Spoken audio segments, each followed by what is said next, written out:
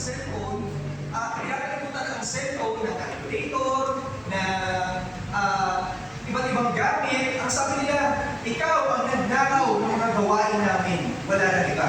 So, ibig sabihin, itong cellphone na to, napakarami niyang function sa buhay natin. Amen ba? At dahil napakarami niyang function, napakarami niyang tools na nagiging useful sa isang tao. Tama po ba mga kapatid? Tama. So, mga kapatid, paano rin po itong cellphone na to isang banal na spirito? Bilang isang banal na spirito na kumikilos sa buhay natin, bilang banal na spirito na Diyos na gumagabay sa atin, nagre-reveal sa atin ng truth at nag-i-influence sa buhay natin, marami rin po siyang tools, marami po siyang binibigay ng mga bagay sa buhay natin para maging useful para sa atin. Para makatulong sa atin, para tayo ay mamuhay doon sa kalooban na plano niya para sa atin. Kaya ang topic natin this morning is Spirit-filled fruits versus gifts of the Holy Spirit. Ito po ay part 2 ng pag-aaral natin na tinuro ni Pastor Abel last week na Spirit-filled experiencing the power of the Holy Spirit. Tayo po muna lahat ay saglit na manalangin. Panginoong Diyos naming buhay, maraming salamat po sa mga oras na ito. Maraming salamat dahil Panginoon, tunay po kayo at buhay sa buhay namin. Salamat dahil kailanman hindi po kayo nagbago. Kailanman hindi po kayo nagkulang. Hindi man kami karapat-dapat, still minahal nyo kami. Still pinaramdam nyo ang grasya ninyo. Still pinaramdam nyo ang pagpapatawad ninyo. Still pinaramdam ninyo ang makagyarihan nyo sa pamamagitan ng banal na Espiritu. Panginoon namin Diyos, sa mga oras na ito, dalangin namin na kami po ay iisip nyo. Ang puso't isipan namin upang lubusan namin maunawaan ang mga salitang magagaling sa inyo.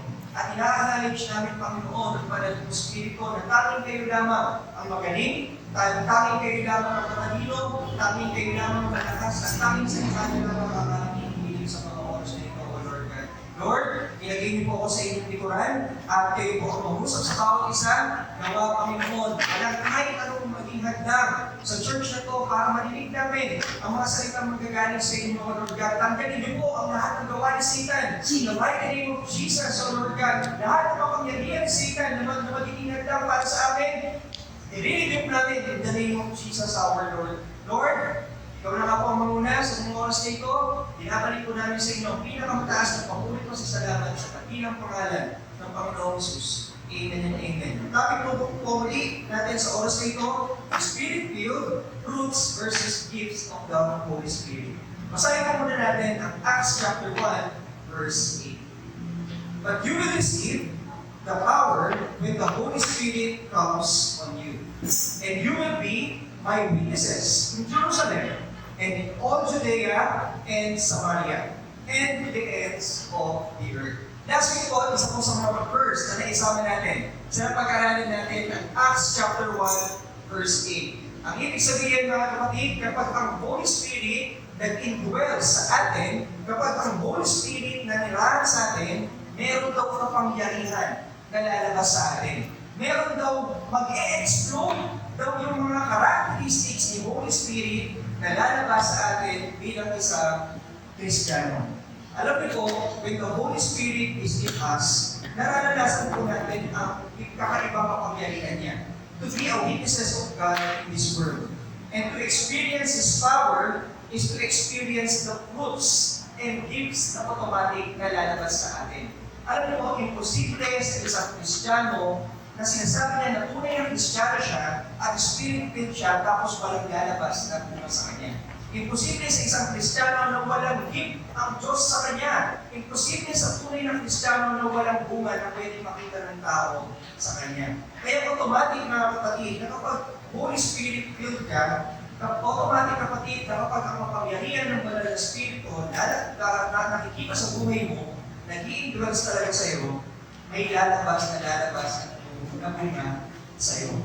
May lalabas na gift na ibibigay ang Diyos para sa iyo. And if we really live a Spirit-filled life, the fruits and the gifts of the Holy Spirit naturally manifest in us. Ano ang ibig sabihin nun? Naturally will manifest in us. Ang ibig sabihin nun, hindi mo kailangan ipilit. Diba? Katulad po ng mga apostles ni Jesus Christ, nung ang banal na Espiritu po ay pumasok sa kanila, automatic, nakikita na ang bunga sa kanya. Na-identify na sila kagad ng tao that they are the disciples of Jesus Christ. Na-identify na kagad sila ng tao na sila ay sumusunod kay Kristo. Kasi nga, automatic. Same thing with us. Pakiligdan niyo yung katabi mo. Automatic pa na nakikita sa kanya ang bunga ng banal na Espiritu. Nakikita ba? Ayan. So, kung may nakikita naman. Ayan. So mga kapatid, the power of the Holy Spirit in fruits and gifts is impactful to the lives of the people around us. And we will be more effective witnesses of God's kingdom.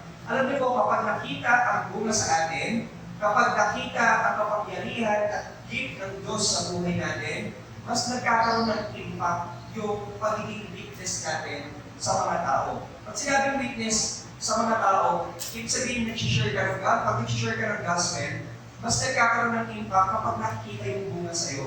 Kasi imagine, kapag isang Kristiyano, nagsasabi, natanggapin mo si Jesus sa buhay mo, tapos hindi naman talaga mabait na tao. Maniniwala ka ba? Basta-basta.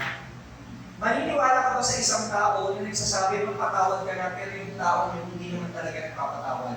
Maniniwala ka ba sa isang tao na nagsasabi, magmahal ka, pero siya hirap na hirap magmahal? Di ba hindi? Hindi tayo maniniwala.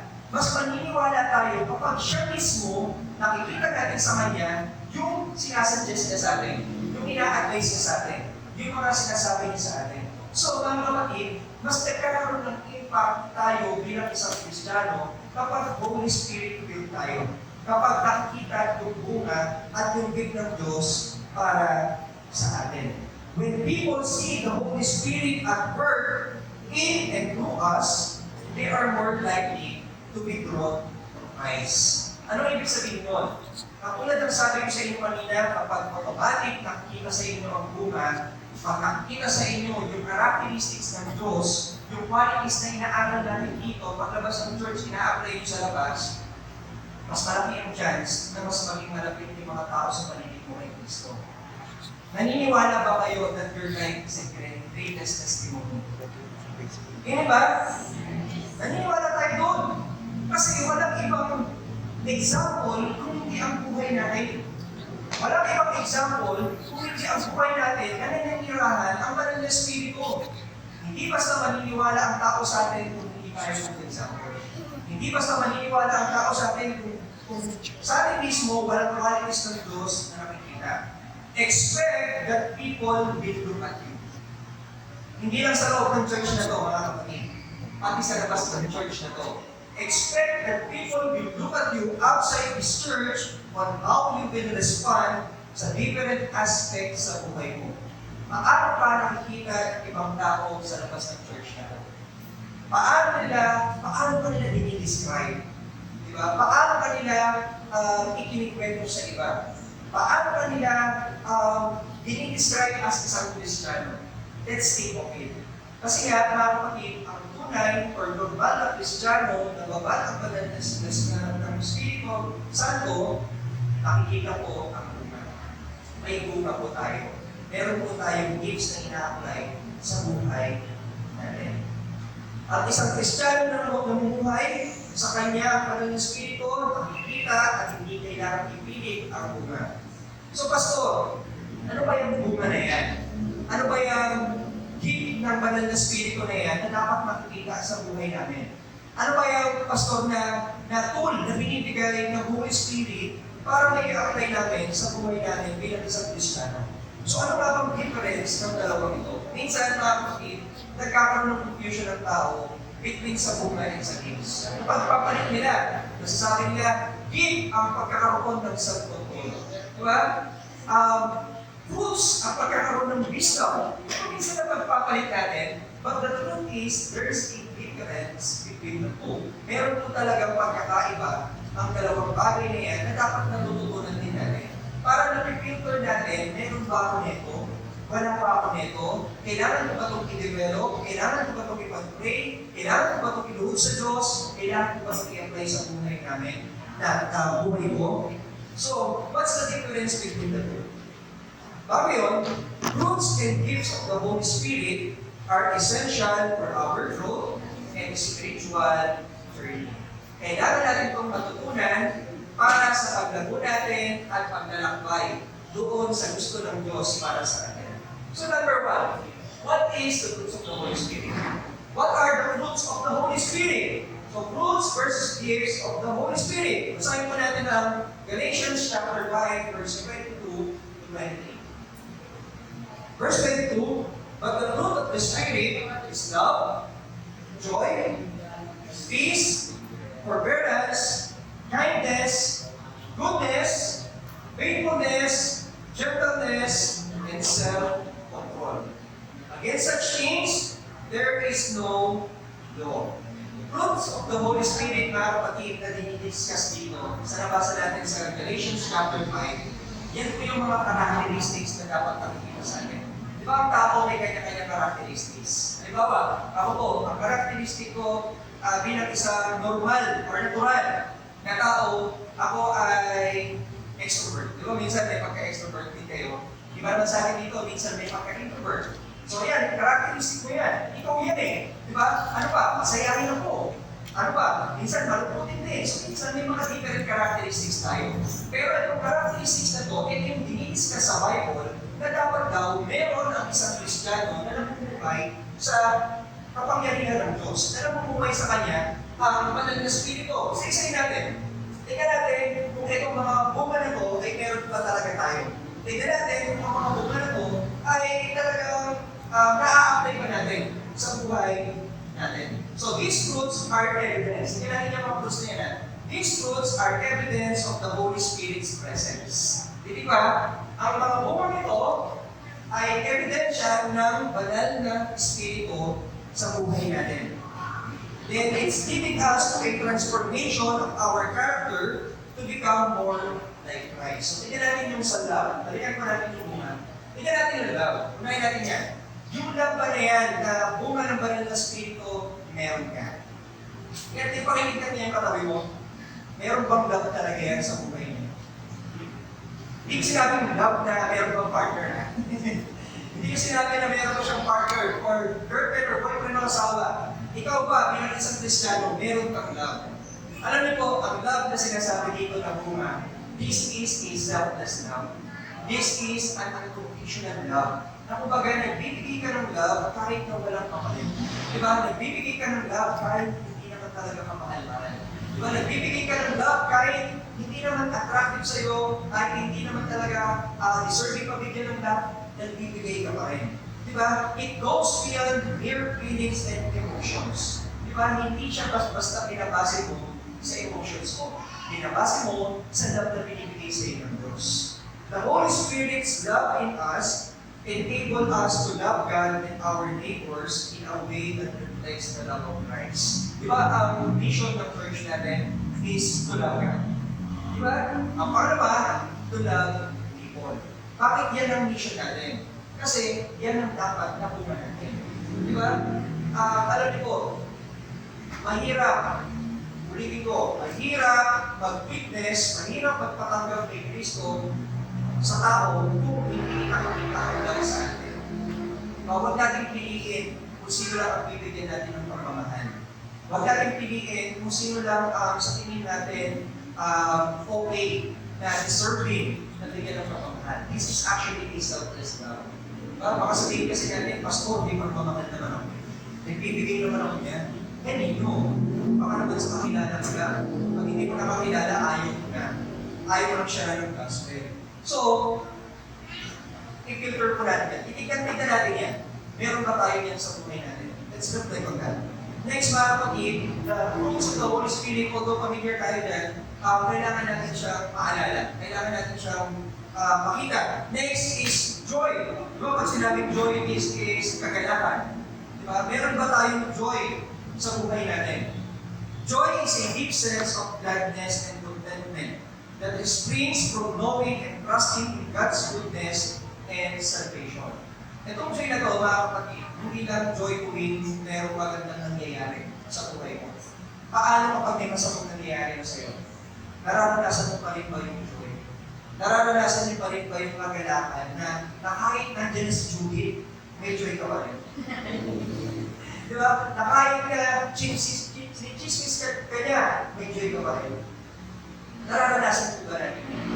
So, mga kapatid, hindi, hingin natin sa banal na Espiritu. Nawa lumabas po sa buka natin yan. And kung oo, praise God. Kasi po, napupukain tayo dun sa talaga namubuhay sa ating banal na Espiritu.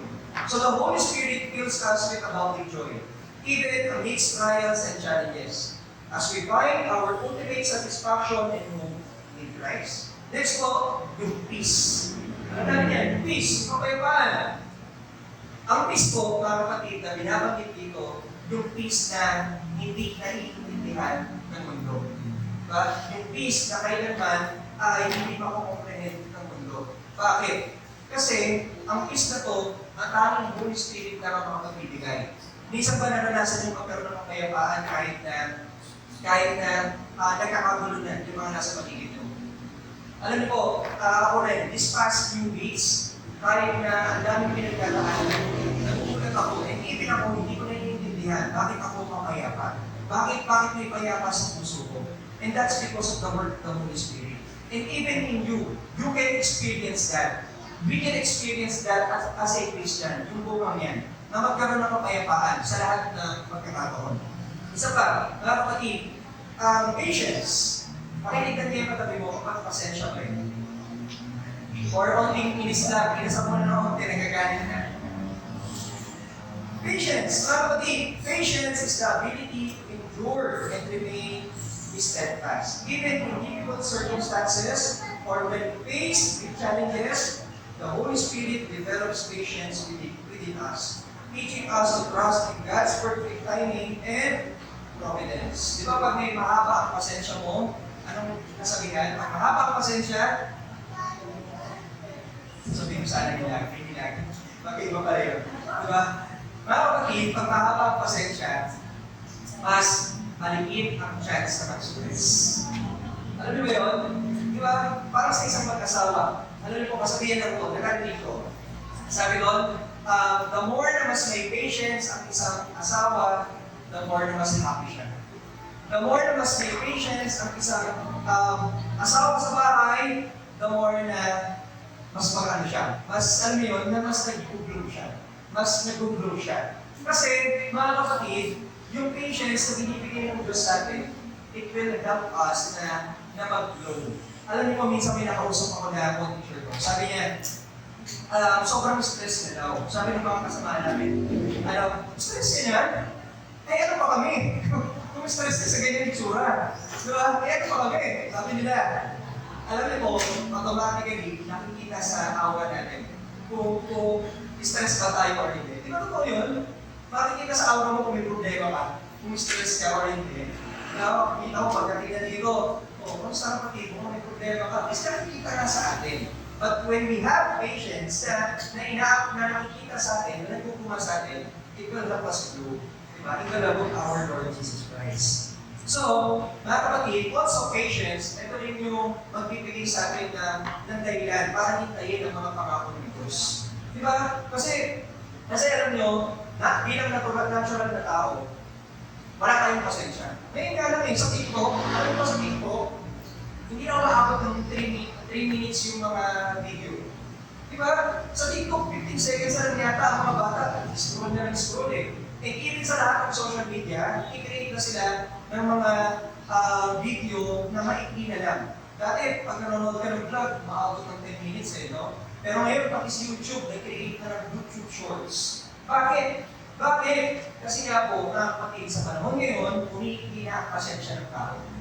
Yung attention span din ng bawat tao ngayon, umiikli na. Pero tayong mga Kristiyano, binibigyan ng Diyos ng bunga na tulad ng patience para hintayin ang mga pangako niya. Para hintayin ang mga promises ng Diyos sa iyo na tutuparin niya. Naniniwala pa kayo na tutuparin ng Diyos ang pangako niya sa iyo? Amen!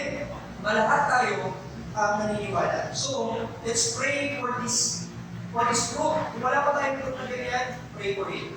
Para maranasan natin yung pasensya na binibigay ng Banal na Espiritu. Next is kindness. Di ba kindness kabutihan? Di ba magugulat ka na lang kahit hindi mabait, kahit na masama ang ugali, Dahil puno-puno ka ng banal na spirito, nagiging ang sinusukli mo, kabutihan. Di ba maraming tao, kapag ginawa ng mali, ang sukli, mali pa rin. Di ba? Meron yung kasabihan, pag binato ka ng bato, patuin mo na, hindi, maraming bato na sa malaking bato. Hindi gano'n. Di ba? Pag binato ng bato, patuin ng tinapay. So, sa same thing, di ba? Sa same Christian, pag tayo binato ng mga kasamaan, patuin mo na kabutihan. Alam niyo po, may nakausap ako, nagpa-conversation. And ang sabi niya sa akin, sobra na siyang nahihirapan dun sa trabaho. At yung katrabaho niya yun, masama ang galing. Yung katrabaho niya yun, alam niyo yun, may gusto siyang sabihin, na di siya pinakansin. Kumbaga, ano siya, yung pagpinipigilan siya, ayaw na siyang pagbigyan, lahat tingin sa kanya masama, kasi nga, mga kapatid, tingin mo kay katrabaho niya yun, siya lang ang tama. So, may pagkakusin siya, Pastor, ano ang gagawin dito? Gusto ko ng murahin ko eh. Sabi niya, Pastor, ano ang gagawin mo dito? Sama-sama ng ugali nito, sa itsura pa lang, kakaiba na eh. Pastor, ano ang gagawin mo dito? Alam niyo po, ang sabi ko, pag-pray lang natin. Suklihan mo ng kabutihan. Kasi pag sinuklihan mo ng kabutihan, possible na makita niya sa'yo, bakit mo ba ito ginagawa? Masama na ang pinapakita ko kabutihan pa ako sukli. Possible na makilala niya rin. Diba sabi ko nga kanina, by our fruits, possible na malapit kay Kristo yung mga tao na sa paligid niya. So, show kindness to everyone, mga kapatid. Hindi ka man sinuklihan ng kabutihan din, tandaan mo na ang reward natin nasa namin. Tandaan natin ang reward natin na kay Kristo. Wala dito sa lupa. Diba minsan hindi talaga nasusuklihan ang mga ibibigay natin. Ang mga, alam mo yun, pinapakita natin sa kanila. Minsan hindi nila na-appreciate. But don't worry, God is faithful. Diba? Sabi nga sa Bible, blessed is the one na pinupers ka na pinipipay mo ka. Diba? Kapalad daw ang mga tao yan. So don't worry mga kapatid. Susuklihan din ang Diyos yan. Next, kindness and goodness. They are almost similar. Diba? Paano pareha sila? Kasi nga mga kapatid, kapag nagpakita ka ng kabutihan, bakit magkakaroon ka rin ng kabaitan? Paano pinagkaiba ng kabutihan at kabaitan? Diba, ang kindness, kabutihan. If that's your actions, kabaitan, that's good. Yung meron ka na. Diba? Ano ba yung mga kabaitan na pinapakita sa iyo ng Diyos? Na dapat mo rin pinapakita sa ibang tao. So, mga kapatid, pray for it. Next, faithfulness.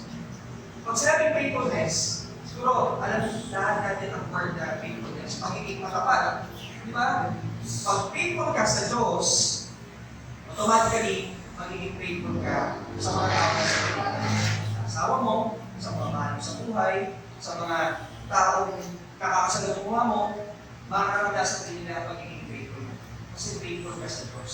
Lalabas na lalabas ang bunga sa iyo. So faithfulness is steadfastness, loyalty, and reliability in our relationship with God and others. The Holy Spirit cultivates faithfulness within us, helping us remain faithful to God's word, promises, and commitment. So hindi lang alabasta ay papakita sa tao ang faithfulness once na meron kang bunga ng banal na Espiritu na yan. Mapapakita rin ang faithfulness dun sa mga pangako niya. Ano bang sinasabi ng Diyos sa mga pangako niya? Diba sabi ng Diyos sa iyo, kapag ikaw ay lumayo sa kasalanan, pagpapalain ka niya. So, kung faithful ka sa salitang yun, ng Diyos, mararanasan mo talaga yung faithfulness din ng Diyos para sa iyo. Next, of course, is gentleness. Mahinahon. Mahinahon ka ba? Mahinahon ba tayo minsan sa pagsasalita? Alam niyo minsan, ang tao hindi mahinahon sa pagsasalita. Diba? Hindi na iniingatan kung anong sinasabi. Napakatakot ng tao doon. Practice. Diba? Bigla na lang magdilig ako ng isang salita na masakit, na minsan insensitive. Mga kapatid, kapag tayo babala sa banal na Espiritu, magkakaroon tayo ng ganito rules, yung gentleness. Nagiging mahinahon na tayo. Gentleness is humility and weakness, rather than asserting ourselves aggressively. The Holy Spirit develops gentleness within us, enabling us to respond with grace and compassion even in challenging situations. Ito po, alam niyo po, these past few days, attend ako ng isang Bible study ng topic is Watch Your Words. Alam niyo po yung topic na yun, Watch Your Words. Alam niyo daw po, ang tao minsan, kaya hindi naiingatan ang pagiging malinaw dahil nadadala daw sila ng emotion. Diba? Nadadala daw sila ng nararamdaman nila. Alam niyo po, sabi sa Bible, ang nararamdaman natin, ang puso natin, mapantaya. So kung hayaan natin ang banal na Espiritu na magbunga sa atin, itong bunga na to ng pagiging malinaw, kahit na minsan nadadala tayo ng emosyon, magiging magiging matingat tayo sa mga binibitawan natin sa salita. And even sa actions. Di ba? Magiging matingat daw tayo. Next is self-control.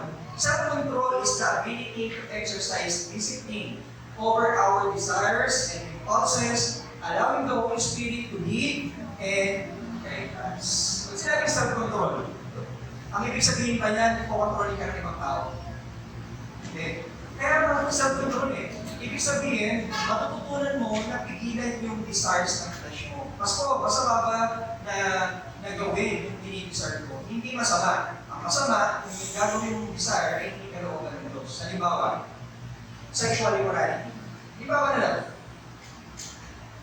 kapag tayo babad sa banal na Espiritu, magkakaroon ka ng self-control over sexual immorality. Pastor, ano ibig sabihin nun? Kapag nandiyan ba sa harap ko, hindi kami magkakaroon ng interaction. Hindi ka rin yun. Ibig sabihin ng self-control, matututunan mo na umiwas. Iiwas ka na dun sa sexual immorality. Kasi nga, may pumunta na ng Espiritu. Ano ba? Pastor, pag sinabi ba self-control, nandiyan ang mga barkada mo, nagiinuman kayo. Tapos, isang baso lang ang ininom mo. Kasi, konti lang naman, self-control. Dati 4 ngayon, isa lang. Ganun ba ang self-control? Hindi! Ano yun? Pantarayan. Hindi ganun yun. Di ba, ang self-control, iiwasan mo na. Yung dating ginagawa mo, na ngayon, ay hindi na ikaw. Ano sabi sa Bible? Di ba, do not get drunk on wine, but be spirit-filled. Diba, maging ka tayo, maging babad sa banal na Espiritu para maiwasan ang mga bagay na nagbibigay sa atin ng dahilan para mahulog sa kasalanan. That's self-control. Kung dati nag-iisip ka na mga masasamang bagay, ngayon, nililipan mo na yung sarili mo. Di ba, iiwas ka na mag-isa para hindi mo na mag-iisip yung mga bagay na marumi sa pag-iisip mo. Kung dati, hindi ka nag-iisip sa pagsasalita, basta ka nila makapagbitaw ng mga salita na hindi maganda, ngayon, self-control ka na. Magsasabi ka na, teka lang, tinatanong mo yung bibig mo. Di ba nagkakaroon tayo ng self-control mga kapatid sa mga bagay na hindi kalooban ng Diyos? Ano ba yung mga bagay na nahihirapan kang kontrolin? Ano ba yung mga bagay na nasa tingin mo, hindi ka nakoban ng Diyos, pero nakokontrol ka? Kapatid, pwede mo makontrol yan with the power of the Holy Spirit. Kaya na nandyan si Holy Spirit Last week, inuro ni Pastor Abeng, sabi ko, He is our advocate. He is our helper. May helper pa na hindi katutuluan. Kaya, di ba?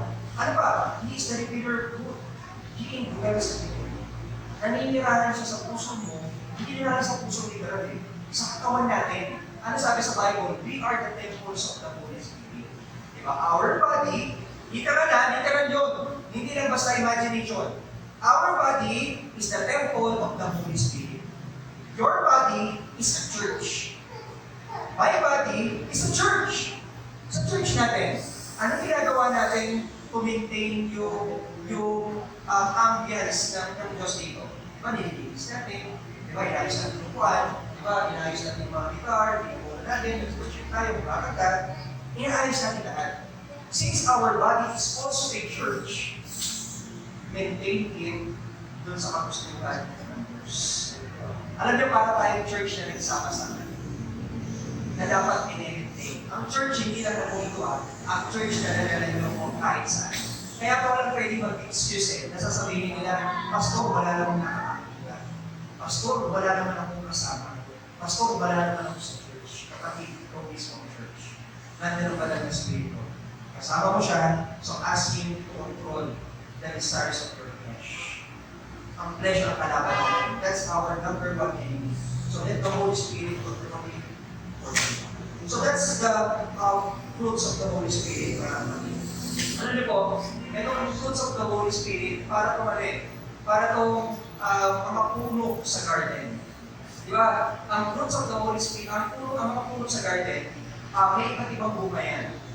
Sa tingin nyo, makukuha niyo ba ang nutrition ng mga fruits sa garden kung hindi nyo pipitasin? Kailangan natin pitasin. Kailangan natin punin. Kailangan natin hingin sa gardener. Sinong gardener natin? Si Jesus. So, kailangan natin siya hingin sa kanya. Kasi, mga kapatid, with our own strength, wala tayong kakayanan. Hindi natin kaya. So, kailangan natin itong fruits of the Holy Spirit para tulungan tayo sa buhay natin. So, Pastor, paano kami magkakaroon ng mga fruits of the Holy Spirit na yan? Paano namin mararanasan na magbunga gamit ang fruits of the Holy Spirit na yan? Number one, mga kapatid, to have the fruits of the Holy Spirit, we should follow these steps from the mga susunod na verse na binasa natin. Number one is to live by the Spirit. Diba? Naaral natin na si Jesus, ang banal na Espiritu, nasa inyo na. So dahil nasa inyo na, sino na dapat nabubuhay sa inyo? Ang tanong. Si Jesus. So dahil nasa inyo na ang banal na Espiritu, sino dapat ang nabubuhay sa inyo? Ang banal na Espiritu. Di ba parang isang sasakyan? Ikaw na hindi marunong mag-drive. Pinaupo mo, yung marunong mag-drive. Sino na ngayon ang pag-driving mo? Siyempre yung marunong mag-drive. Di ba? Yung professional, yung non-pro, yung lisensya. Di ba? Yung marunong na. Di ba? Last ilang weeks na ba yun? Last 3 weeks or last 4 weeks ago, inaral natin yung normal Christian life. Di ba? Sino na pauupuin ko sa trono? Si Jesus na. So, dahil si Jesus na, yung Spirit of Jesus na, ang mamumuhay dapat sa atin. We should continue to live by the Spirit. Masahin natin yung Galatians chapter 5, verse 25. Masunod niya lang ito sa Galatians chapter 5. Since we live by the Spirit. Kapatid, maging honest tayo. Sa sarili natin huwag tignan yung sarili sa kapwa niya. Huwag nyo na silang tignan. Kasi this is for us. And since our relationship with Jesus is personal, sino talaga nabubuhay sa iyo pagkabas ng Christian? Sino talaga? Kung flesh pa rin natin, asahan nyo, hindi talaga tayo, hindi natin mararanasan yung buhay. Asahan nyo, baka cake na bunga lang yan. Alam nyo kung sumayin yung cake? Sa mundo natin, nagpunatabo, pati itlog, may cake na itlog na sa China. Di ba? Even yung mga saging, ganito naligid na dahil tinutukan ng mga, alam niyo yung chemicals na parang lumaki siya, nagiging fake tuloy. Hindi siya healthy. Pag fake ang isang bagay, hindi healthy. Pag fake ang isang bagay, temporary. Pero kapag totoo yan, eternity ang kalalabas mo. Kapatid, live by the Spirit.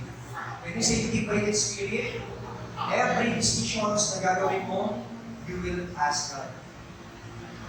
Everything na gagawin mo, hindi ka basta mag-decision.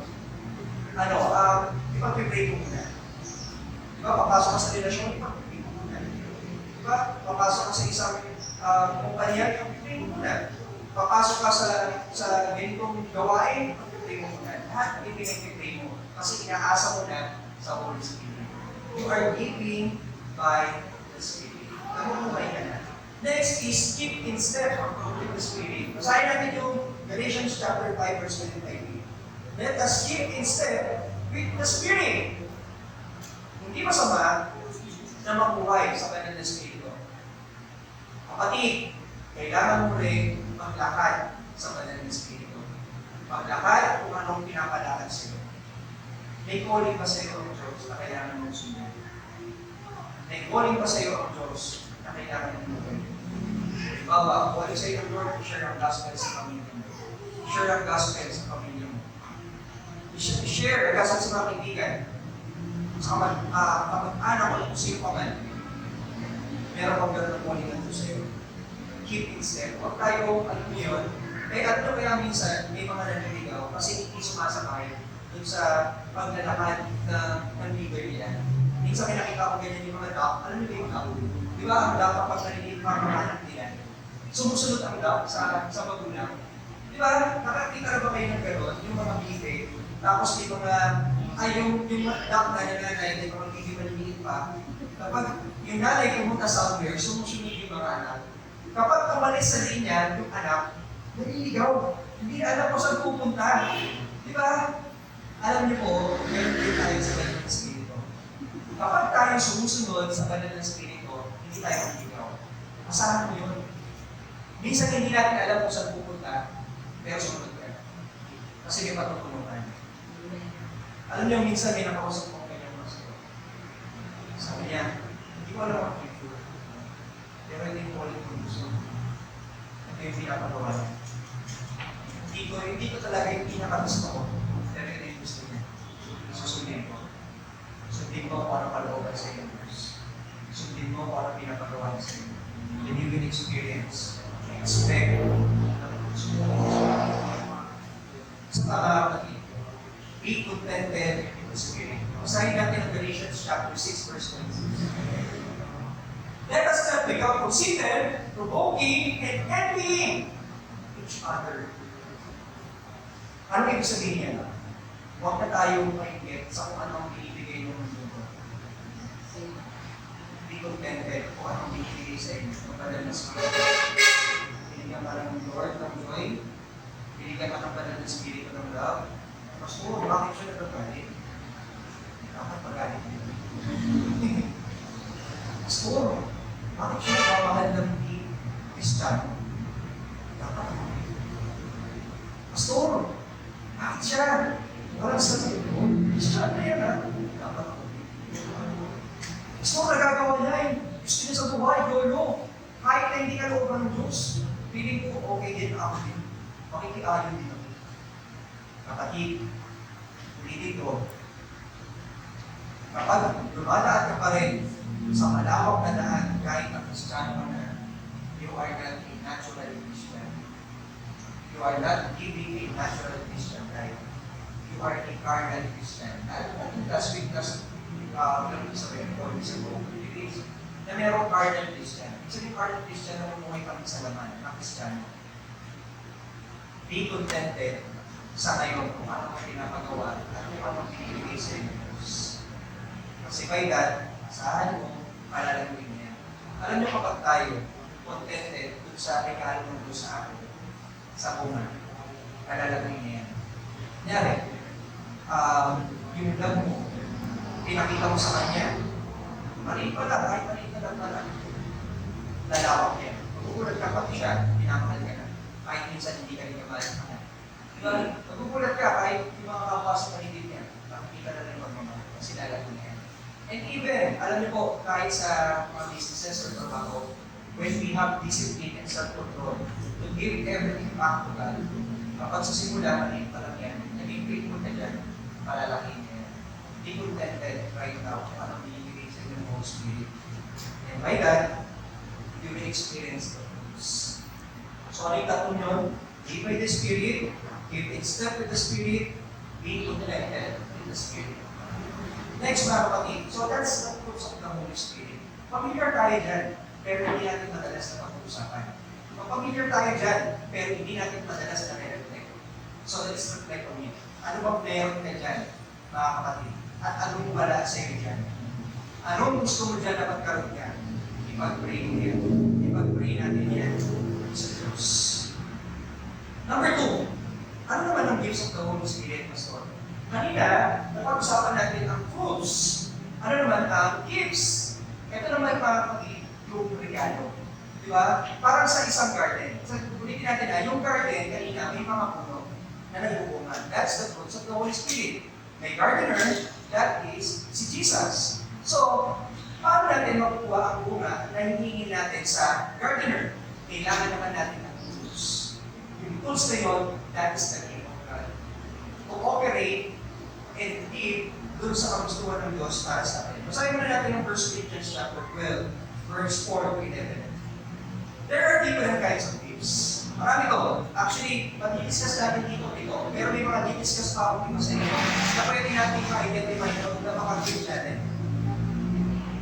There are different kinds of gifts, but they are all given to believers by the same Spirit. Kaya na ito binibigay? All believers. Believers! Sino believers dito? Sabi ka na amen? Amen. Amen. There are different ways to serve, but they all come from the same Lord.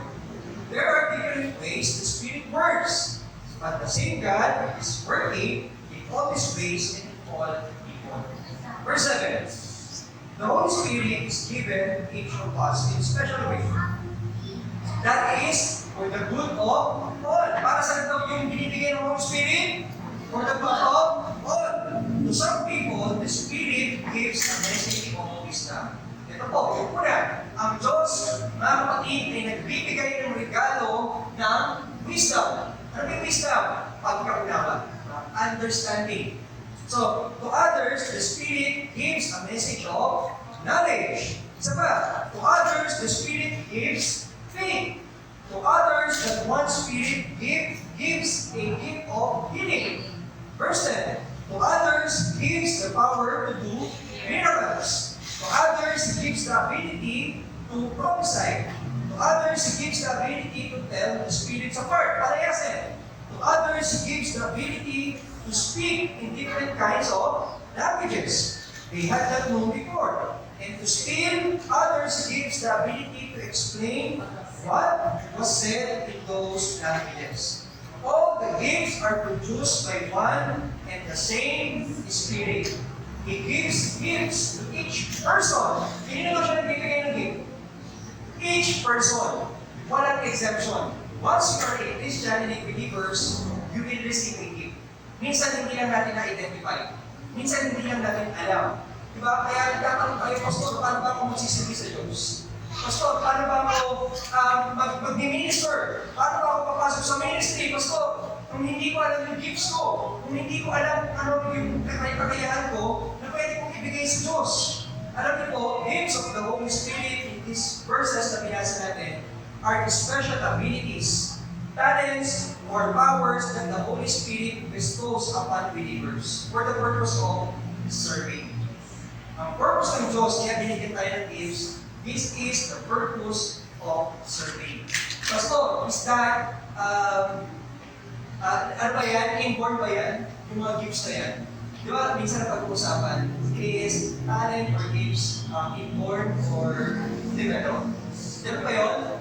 Actually, inborn or developed, the Lord gave that gifts. Hindi yan galing sa sarili natin kakayahan or effort. Mga kapatid, isa-isipin natin itong mga gifts na to. Ito lang muna, pero mamaya i-discuss ko pa yung iba. These are the gifts or spiritual gifts that we can use to acquire the different physical gifts. Spiritual gifts to. Ibig sabihin pa loob, we can use this to see yung physical gifts natin. Ano yung una? This is a gift of wisdom. Minsan ba may mga nakausap kayong tao na parang tulong-tulong ng wisdom? Diba, pag kinausap mo siya, mapapaano ka? Napapamama ka? Diba, pag kausap mo siya, parang namamama ka. Kasi meron silang gift of wisdom. This gift of wisdom, mga kapatid, is a divine wisdom. Ano yung sabihin ng divine wisdom? Diba, last week, napag-usapan niyo, worldly truth, tsaka biblical truth. Ang worldly wisdom, kaparehas na worldly truth. Pero ang godly wisdom, kaparehas ng biblical truth. Yung worldly wisdom na yan, ibig sabihin yung wisdom na binibigay ng Diyos from the Bible, ina-apply mo. Kapag ina-apply mo ito sa buhay mo, gift yan ng Diyos sa'yo. Diba? Kapag nakikita mo na kailangan mo siyang gawin, ano man ang mangyari, hindi wisdom ng mundo ang i-apply mo, kapatid, gift ng Diyos yan sa atin. And even actually sa mga ginagawa natin. Alam niyo po, maraming tao na nagkakaroon ng wisdom in speaking. Diba? Minsan may mga wisdom sila sa pagsasalita. Minsan may wisdom sila kung paano mag-actions sa mga bagay na ginagawa nila. So may mga i-explain pa tayo dyan, pero tuloy tayo. Next is the word gift of knowledge. Ayan, knowledge. Yung knowledge na yan, mga the gift of understanding and knowing things beyond natural comprehension. Pastor, pag-iba ba yung wisdom and knowledge? Yung wisdom, mga kapatid, is pagkaunawa.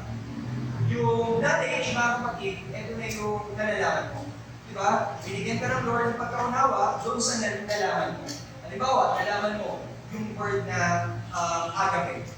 Diba? That's knowledge. Nalaman mo na.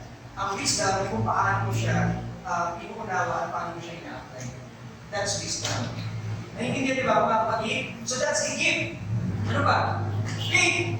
Alam niyo yung faith name na meron kayo kay Lord, kay Jesus Christ, that's a gift sa inyo. Pastor, alam ko na sa sarili ko na may pananampalataya talaga ako. Simula pagkabata ako. Kapatid, hindi galing sa inyong faith na. Ulitin ko, zero author and perfecter of our faith. Jesus. Kaya ka sinabi, focus your eyes on Jesus. Fix your eyes on Jesus. Bakit? Kasi because He is the giver of faith. And when He gives, that's a gift. Regalo yan sa'yo. So, panghawakan mo. Di pa nananampalataya na meron ka ngayon kay Jesus, huwag mong ginawan.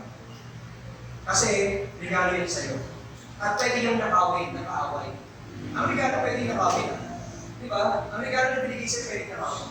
Huwag mo kaya nakawin yan. Minsan, meron din mga tao na mayroong gift of giving. Di ba? Yung pinag-pray ka lang, kumaling. Di ba, pinag-pray mo lang, tapos nagulat ka kinabukasan, may ginamit na tao, binigyan ng gamot, gumaling. Di ba? So, meron talagang mga gano'n na mga tao.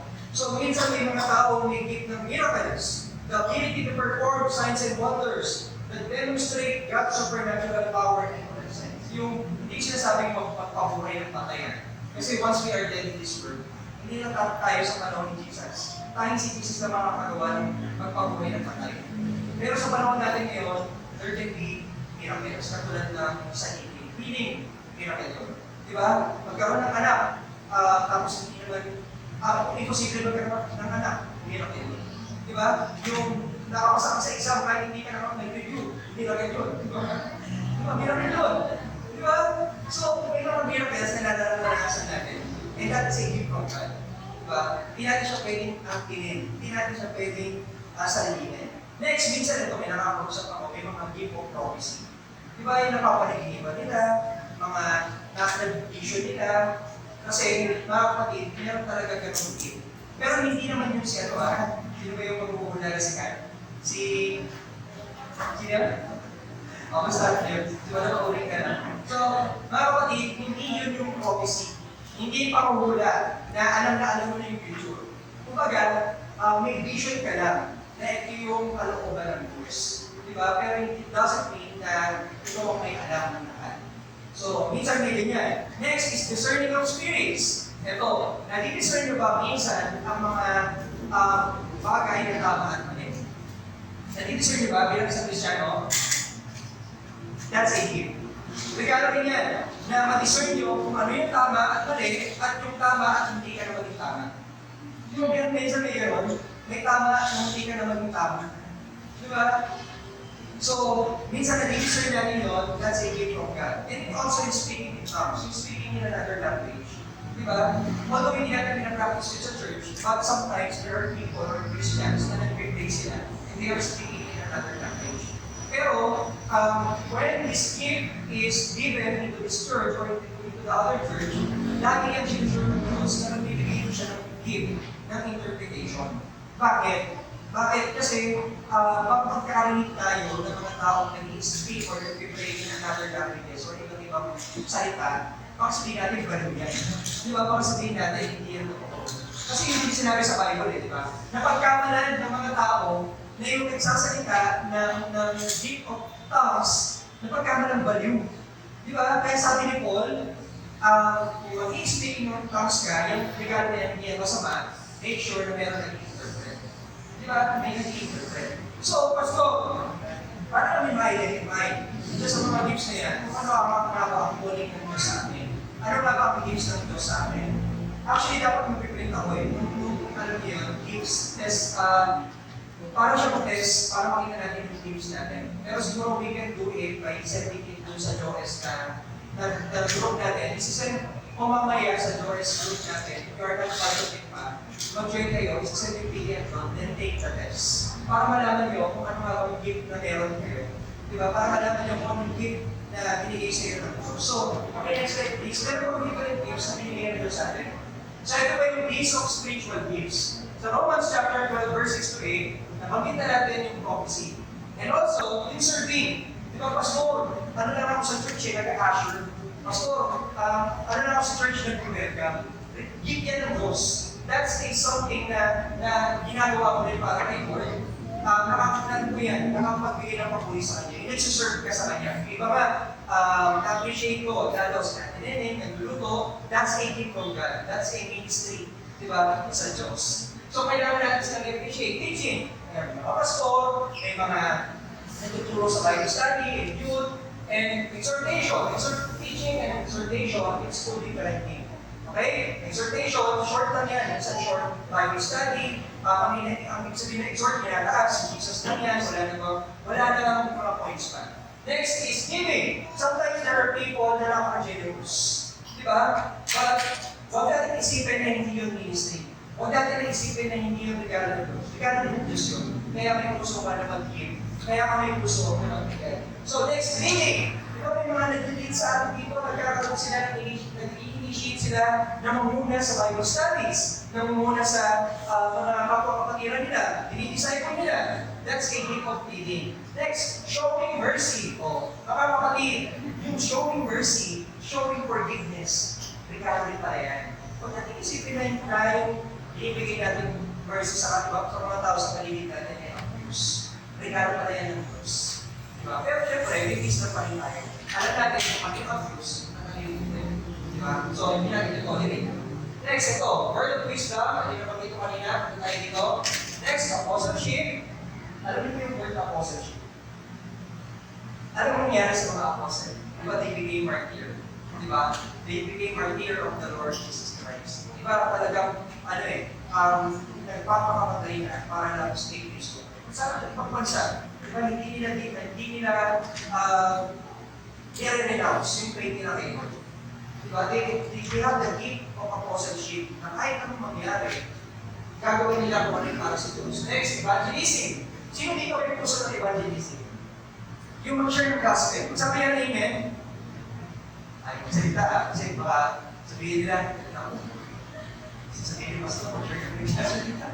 Hindi, kung meron man tayong puso ng evangelism, that's a gift. Huwag natin tanggihan yun. Okay? Huwag yung tanggihan kung anong gift nyo. Di ba, pag tinanggihan mo yung gift, sayang, baka ibigay sa iba. Minsan may narinig akong ganyang pastor, sabi niya, binigyan daw siya ng gift ng Diyos. Tapos ito na yung pinapagawa sa kanya ng Lord. Ayaw niya mag-iyan kasi alam niyo daw, nung narinig niya ang boses ng Diyos, sabi niya, ito sabi sa akin ng Diyos eh, pag hindi mo tinanggap yan, ibibigay ko yan sa iba. Alam niyo po, malaking regret kung hindi natin magagawa yung pinapagawa ng Diyos. So minsan, may pastor, may teacher, may gift of speaking, gift of serving. We have different gifts in this church. Diba? Ito, by the way, sa serving, pasok din ang nag-worship. Diba? Sa serving, pasok ang mga nag-visit sa mga bahay. Sa serving, pasok ang mga nag-welcome dito sa church. Lahat ng ways to serve, pasok yan as a gift. Mga kapatid. So we have different gifts. Pastor, hindi lang namin talaga alam. Bakit mamaya kay Pedro may ating gawa na magpaanda sa GC? Isasend ko yung link kasi magpiprint sana ako, kaya lang ang haba pala. Kaya lang, mga kapatid, 12 pages yata yun. So, isasagutan tayo doon. And kapag nasagutan nyo na, nakita nyo yung naging lumabas na result doon, and sa tingin nyo yung talaga calling nyo, lumapit kayo, may pastoral member sa akin. Then let's think of it. Ano ba yung pwede nyo gawing ministry para sa Diyos? Alam niyo sa church na to, we are a one body. Since we are a one body, we have different functions. Pero parang sa katawan, di ba? May ulo, may kamay, may paa, may tuhod, may iba't ibang parte. Pero isang katawan lang sila. Di ba? Iba't ibang function, pero lahat sila useful. Huwag natin isipin na yung gift sa atin ng Diyos hindi useful. Useful yan. Malaking bagay yan para sa kingdom ng Diyos. So mga kapatid, no one is there. Okay, next slide please. Alam niyo, sinubukan ko yan. Sinubukan ko sumali sa worship team before. Tumutugtog ako ng gitara. Tumutugtog ako ng gitara. Kaya nang lagi ako nagkakamali. Sabi sa akin nung worship director, Christian, huwag ka na tumutog. Kumanta ka na lang. Hindi, aminado ako, hindi ko gift yun. Sinubukan ko kumanta. Walang masamang sumuko ka. Kasi baka mamaya din talaga pa rin mo. Sumubok ako. Sumubok ako kumanta. Sabi naman sa akin nung worship director namin, sabi niya, Christian, may tono naman eh. Huwag ka na kumanta. Mag-lead ka na lang ng youth. Alam niyo po, ang dami ko sinubukang ministry. Multimedia. Ang dami. Pero, saka ko nalaman yung calling ko, yung pinaka-gift ko. Nung pinag-train ko siya, tapos naibinigay na sa akin pag-lead sa mga youth. Doon ko nalaman ang may calling ako. So, you have a calling. Lahat tayo meron. Subukan nyo lang. Huwag nyo susubukan yung malian. Subukan nyo kung ano yung pinapagawa sa inyo ng Diyos. Makikita nyo na may fulfill niya. Kapag nagagamit nyo yung gift. Diba, minsan may nakausap ako, sabi niya, Pastor, binigyan ako ng kaibigan ko ng air purifier. Alam, hindi ko alam gamitin. Pag di natin alam gamitin, patingin nyo kung fulfill niya kung sa binigyan. So, tanggapin nyo, alamin nyo paano gamitin, then you will realize na yung buhay nyo fulfilled by the Holy Spirit. So, kung may sisend ako mamaya, please answer it. Okay po mga kapatid, lahat naman po tayo dito may cellphone. Magpupuksan siya, click nyo lang, then up lang, tapos suwa kayo ng papel and ballpen, may susulat kayo dun eh, parang from 1 to 5, bibigay nyo ng score, yung mga questions doon. Kapag tinutan nyo, nakita nyo na yung result, meron itong ibig sabihin kung ano yung total na yun. So do it, mga kapatid. Okay ba yun? Okay, amen. Amen ba? Amen. Okay, nakikinig pa ba kayo? Amen. Okay. So, as being spirit-filled, we need to identify our gifts, not just our fruits. Because they are related to one another. Bakit related to one another? Bakit, mga kapatid? Kasi kung puro gifts lang tayo without character, baka nag-show lang tayo dito. Diba? Kunyari, may gift ka o serving the Lord through music. Dahil wala kang character, wala kang kabutihan, wala kang love, baka tumulog ka lang dyan. Baka naman ka lang dyan. Nagpapasikat ka lang sa crush mo na nakaupo dyan. Diba? So, we need the fruits and the gifts to be together. Pagsamahin natin siya. Yung bunga natin at yung gift natin para sa Diyos. So, the primary purpose of these gifts is to serve the body of Christ and contributes to its unity, maturity, and effectiveness. So, we have a fruits, we have a gift, para saan? To unite. Diba? Para maging isa. Para magtulong-tulong. Para saan? Maging mature, mag-grow. Diba? Ako, I have a gift of speaking, I have a gift of leading. Anong gagawin ko? Tutulungan ko kayo na mag-grow. Ikaw, meron kang gift para mag-serve, mag-lead ng Bible study, tulungan mo, mag-mature din yung mga nililid mo. You have a gift of serving through music, tulungan mo sila na i-lead sa Holy Spirit sa pagkanta mo. Meron kang gift of wisdom, mag-advise ka ng wisdom na binigay sa iyo ng Diyos. So, gamitin mo yung mga binigay sa iyo ng Diyos to help the people to be mature. And, effectiveness. Bakit effectiveness? Meron Christian na hindi effective. Meron Christian na effective. And we are a Christian na ang goal ay maging effective sa mundo ito. Amen? Amen. Na maging salt and light truly in this world. Hindi tayo basta asukal lang. Hindi tayo basta suka lang. Hindi tayo basta tubig lang na walang lasa. Tayo ay salt, tayo ay ilaw, liwanag, at mundo to. So, mga kapatid, let the Holy Spirit use you by its fruits and by His gifts. So, mga kapatid, paano kami makakapagpatuloy? Hindi ko na ilagay dyan eh. Paano kami makakapagpatuloy para may apply itong mga gift namin? Paano kami makakapagpatuloy para mas lalong makita yung gift namin? Number 1, stay connected to God. Okay? Maging stay connected sa kay Lord. Sa paano paraan, Pastor? Pagbabasa ng Bible, pag-pray, and pagsisik ng Holy Spirit. Okay? Okay ba yun, mga kapatid? And also, balance, character, and gifts. Oh, by the way, this is applications for the tunal. Balance, character, and gifts. Understand that both good qualities and special talents are essential for effective service and growth. Katulad ng sabi ko sa inyo kanina, si gifts and si fruits, balance yan. Pagsamahin natin sila. Hindi pwedeng mas labang si gifts kasi baka yumabang pa. So kailangan may balance yung fruits. Hindi pwedeng mas labang yung fruits kasi paano ka makakapag-serve without the gifts. So kailangan balance sila. Okay ba yun, mga kapatid? So ask God with that. And next, serve others with your gifts. Huwag mo salihin. Pastor, ako lang. Gusto ko lang yung gifts na ganito. Ako lang yung magaling sa drums. Ako lang yung magaling sa piano. Depende. Kailangan mo gamitin yan. To serve other. And also to train other people. May gifts ka ba ng music?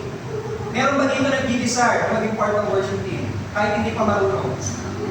Magpaturo na kayo. Okay? And lumapit kayo dito sa marunong na. And sa mga marunong na, be humble to each other people. Okay? Amen tayo?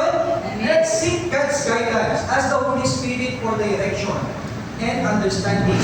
And next, mga kapatid, respect diversity. Next po yung respect diversity. Value and honor the different gifts. Okay, i-value natin and honor yung different gifts ng tao. Kumbaga, hindi natin pwedeng sabihin na mas mataas ito kaysa dito sa gifts na to. Hindi pwedeng sabihin na mas mataas yung nag-lead ng Bible study kaysa dito sa nag-a-usher lang. Hindi pwedeng gano'n. Pantay-pantay tayo sa paningin ng Diyos. All the gifts are equal in the eyes of God. Diba? All the gifts, ang purpose niya to serve the Lord. So, respect the gifts of one another. Amen ba mga kapatid? Amen. Tanong ko sa inyo, gusto niyo ba na maging babad sa banal na Espiritu? Amen. Hina, gusto niyo ba maging babad sa banal na Espiritu? Amen. Kung amen ang sagot niyo, maging seryoso tayo. Ang church na to, seryoso. Ang church na to, gusto talagang magmahal sa Diyos, magmahal sa tao, to make disciples. Seryosohin natin, magbigay tayo ng effort. And we know na hindi magiging in vain yung labor natin sa Diyos. God will do that. Tayo natin sa ating panalangin. Panginoong Diyos, sa aming banal, maraming salamat po sa mga oras na ito. Salamat, Panginoon, na sa amin pong paglalakbay bilang isang Kristiyano na pagiging babad sa banal na Espiritu ay nangako pa na kami magkakaroon ng bunga. Na kami, Panginoon, ay ipapakita niyo ang regalo ninyo na gagamitin namin sa pagsusunod namin sa inyo. O Lord, Ikaw lamang po ang magaling. Ikaw lang nawa, Panginoon, ang pumilos sa bawat isa. Ang banal mong Espiritu nawa ang tumulong sa kanila na lumabas ang bunga. Ang banal mong Espiritu nawa ang tumulong sa kanila para makita nila ang gifts and qualities mo para sa bawat isa. O Lord, salamat po sa mga oras na ito. Salamat dahil nakikita po namin na may gagawin kayo para sa church na ito. Salamat, Panginoon, dahil may plan kayo sa bawat isa. And salamat dahil, Panginoon, kayo po ang nagligtas sa aming mga kasalanan. We bring back the highest honor and glory to you. In Jesus' name we pray. Amen. Amen.